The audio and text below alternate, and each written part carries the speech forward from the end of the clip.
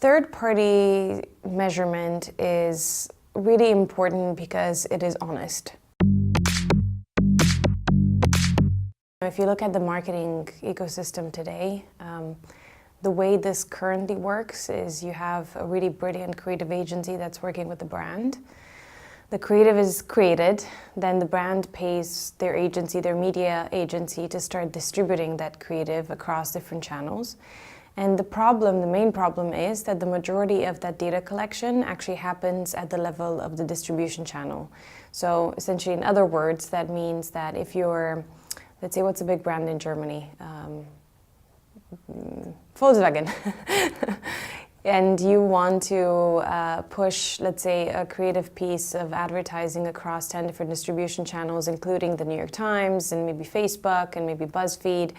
You're basically allowing the New York Times, BuzzFeed, and Facebook to self-report on their own performance, which essentially means you're letting them grade their own homework. So by the time that data gets back to you, it's all in different formats, it comes at different times, and it's all telling you how great of a job you've done, because essentially it's in the interest of all these distribution channels for you to keep spending money with them.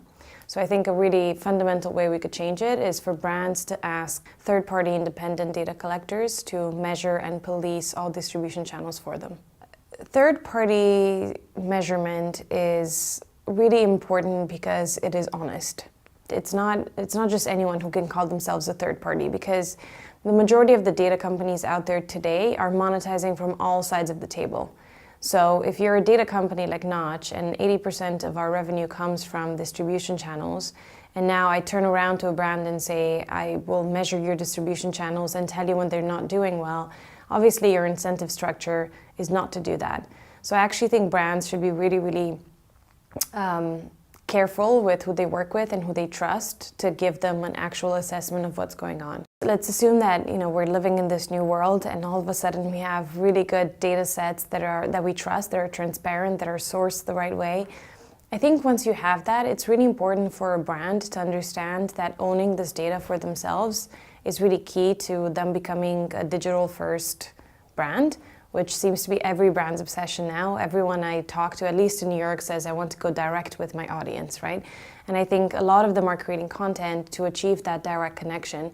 So I think the best way to start using this data is first to bring it all in-house and start combining this data from your content efforts with the data that you already have about your audience. Because I think true intelligence and wisdom can happen when you're starting to combine first-party data sets that can tell you more than just here's how people felt about this content piece or here's who saw it.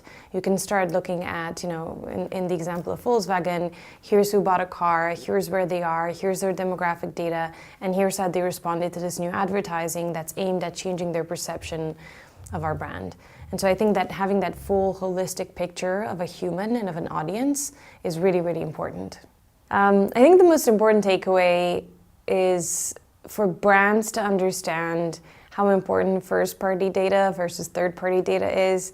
And look, when I talk about this, I realize that first of all, I'm such a data nerd, so I tend to want to babble on about first-party and second-party and third-party and just use all these technical terms. But at the end of the day, all these things have a really easy-to-understand real-life analogy. So in this case, it's a difference between having a direct conversation with someone versus talking to someone who's telling you how the conversation with someone else went. And so fundamentally, if you're trying to build a brand that's going to go direct with their audience and really have a future in the digital landscape, the importance of that first-party data, aka the direct communication, is fundamentally important. And as long as brands will continue to accept for someone else to gather the data that underlines their audience's feedback to their brand, they're going to be incapable of talking back to their audience in a way that they should in real time and essentially meeting them with content that they want. How can brands become owners of the data? I think the most important part is understanding that they actually are paying for all of us to be in business. And so I believe that they have the right to demand that all of the channels that are accepting their media dollars should also accept their own independent data collection pixel. And so I think the dynamic there has less to do with technology. The technology is already there. and more to do with marketers just becoming more bullish about pushing their distribution channels to accept independent measurement. I strongly believe that the future of advertising in general is going to belong more to the brand, because I see brands bringing a lot of strategic functions internally and agencies slowly starting to lose their grasp on a lot of these. So I think naturally data is going to be owned by the brand. A lot of the software that's currently being built in our industry is going to sort of be built for brands, to go into brands and help them manage their data. And so that being said, I think if a brand can then own the data that comes from all of their media efforts, combine that data with all the data that they already have, and then also own the creative aspect as well as the distribution aspect, I think it's going to be a really beautifully integrated marketing stack that will enable brands to really go direct. And so I think the future, I would be worried if I were an agency. I'd be worried if I were a really commoditized technology that doesn't work with brands. And if I were a brand, I'd probably be worried about being able to keep on top of all of the technology innovation.